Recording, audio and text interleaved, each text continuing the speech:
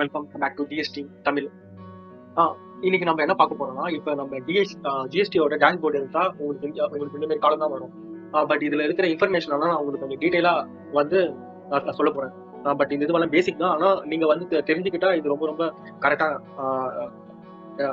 But நீங்க தெரிஞ்சுக்கிட்டோம்னா இது ரொம்ப கரெக்டா நல்லது.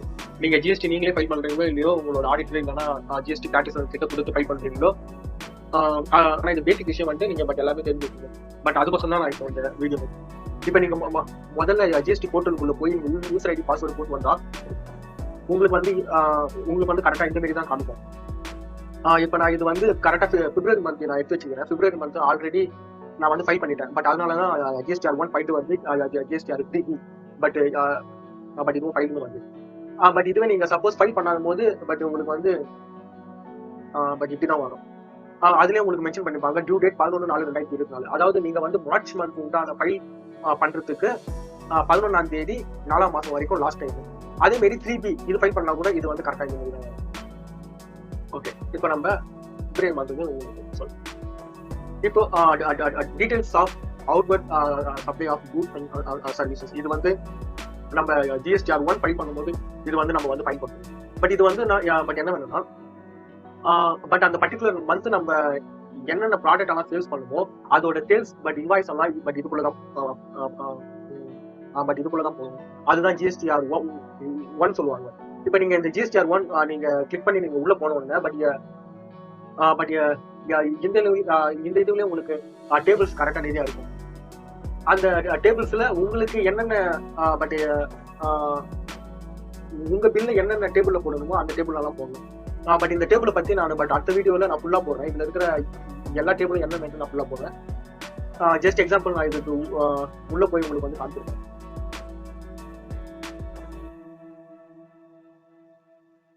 ஓகே, இதுதான் ஜிஎஸ்டிஆர் 1.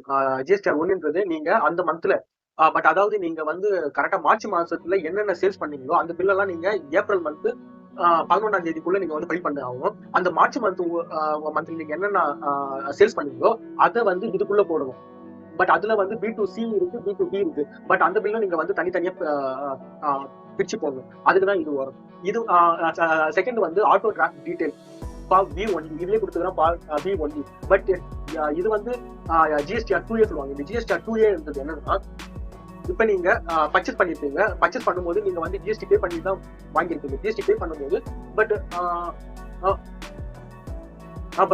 உங்களோட ஜிஎஸ்டி நம்பர் அவங்க கிட்ட கொடுத்துதான் இந்த ஜிஎஸ்டி நீங்க வந்து பர்ச்சேஸ் பண்ணிப்பீங்க. அப்ப நீங்க வந்து பர்ச்சேஸ் பண்ணீங்கல்ல, அவங்க வந்து உங்களுக்கு வந்து ஜிஎஸ்டி ஃபைல் பண்ணிருப்பாங்க. உங்களோட ஜிஎஸ்டி நம்பர் கொடுக்கும். அப்ப ஃபைல் பண்ணும்போது உங்களுக்கு வர வேண்டிய இன்புட் இருந்ததுன்னா நீங்க கட்டினீங்களா டாக்ஸ், நீங்க 12% 18% நீங்க வந்து டாக்ஸ் கட்டிப்பீங்க. அதுல வர இன்புட்டை இந்த இதுல உங்களுக்கு வந்து காமிக்கும். ஆனா இந்த இதுல காமிக்கும். ஆனா இந்த இதுல அமௌண்ட் காமிக்கிறது வந்து பார்ட் B1 உங்களால பார்க்க மட்டும் தான் முடியும். தவிர இந்த ஜிஎஸ்டிஆர் 2A இருக்கிற அமௌண்ட்டை வந்து நீங்க ஐடிசி வந்து கிளைம் பண்ண முடியாது. பட் அதுக்கு மட்டும் தான். பட் ஆனா நீங்க இதுல வந்து செக் பண்ணி பாத்துக்கலாம். இப்ப நீங்க ஜிஎஸ்டிஆர் 1 வந்து நீங்க கரெக்டா 11ஆம் தேதிக்குள்ள ஃபைல் பண்ணிருக்கோம். அப்ப என்ன பண்ணீங்களா, நீங்க 7ஆம் தேதியோ 8ஆம் தேதி 10ஆம் தேதிக்குள்ள கரெக்டா நீங்க பர்ச்சேஸ் பண்ண பார்ட்டி வந்து ஃபைல் பண்ணிச்சுன்னா இதுல வந்து காமிச்சிடும். இந்த இதுல தான் ஃபர்ஸ்ட் காமிக்கும். அதுக்கப்புறம் தான் 3B காமிக்கும். அதாவது ஜிஎஸ்டிஆர் 2B காமிக்கும். ஆனா ஜிஎஸ்டிஆர் 2B வந்து அந்த பர்டிகுலர் அமௌண்ட் எல்லாம் காமிக்கும். அதுக்கப்புறம் 14ஆம் தேதி 13ஆம் தேதி கழிச்சு 14ஆம் தேதி தான் ஜிஎஸ்டிஆர் 2B அந்த அமௌண்ட் எல்லாம் காமிக்கும். இதுதான் ஜிஎஸ்டிஆர் 2B. இப்ப auto draft ITC statement of month GSTR 2B. இந்த டேபிள் எதுக்குன்னா, நான் முன்னாடி சொன்ன ஜிஎஸ்டிஆர் 2A என்னென்ன அமௌண்ட் இருக்கோ அது ஒன்லி பார்க்க தான் முடியும், கிளைம் பண்ண முடியாது. ஆனா இந்த ஜிஎஸ்டிஆர் 3B இந்த அமௌண்ட் எவ்வளவு இருக்கோ அதை நீங்க ஐடிசியா வந்து கிளைம் பண்ணிக்கலாம். அதுதான் அமௌண்ட். மோஸ்ட்லி 90% வந்து ஜிஎஸ்டிஆர் 2B வந்து சேமா தான் இருக்கும். பட் உதாரணத்துக்கு இதுல வந்து ஜிஎஸ்டிஆர் 2A உங்களுக்கு வந்து 1500 காமிச்சதுன்னா மோஸ்ட்லி 90% வந்து இதுவே உங்களுக்கு வந்து ஜிஎஸ்டிஆர் 2B அந்த 1500 தான் காமிக்கும். அதை வச்சு நீங்க கிளைம் பண்ணிக்கலாம். சில டைம்ல வந்து இதுல அதிகமா காமிப்போம். ஆனா அவங்க எது கரெக்டா ஃபைல் பண்ணாங்களோ, அதாவது நீங்க பர்ச்சேஸ் பண்ண பார்ட்டி எது கரெக்டா ஃபைல் பண்ணாங்களோ அந்த குறிப்பிட்ட டேட்டுக்குள்ள ஃபைல் பண்ணாங்களோ அந்த அமௌண்ட் தான் ஜிஎஸ்டிஆர் 2B காமிக்கும்.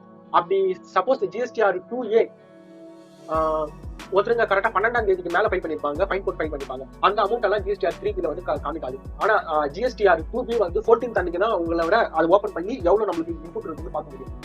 அதுக்குதான் இந்த auto draft IT statement of month GST இதுக்கு பயன்படும்.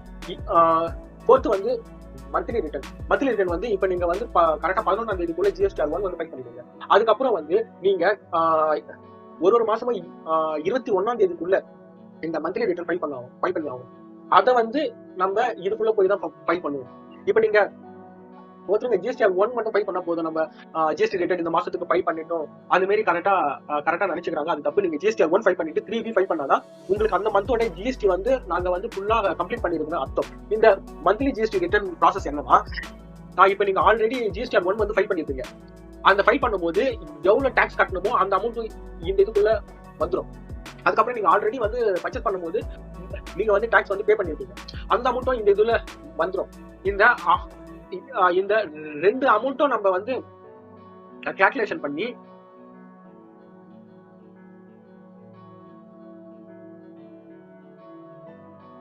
அதான் இந்த ரெண்டு அமௌண்ட்டை வந்து நீங்க வந்து கம்பேர் பண்ணி, சப்போஸ் நீங்க சேல்ஸ் பண்ணதை விட நீங்க சேல்ஸ்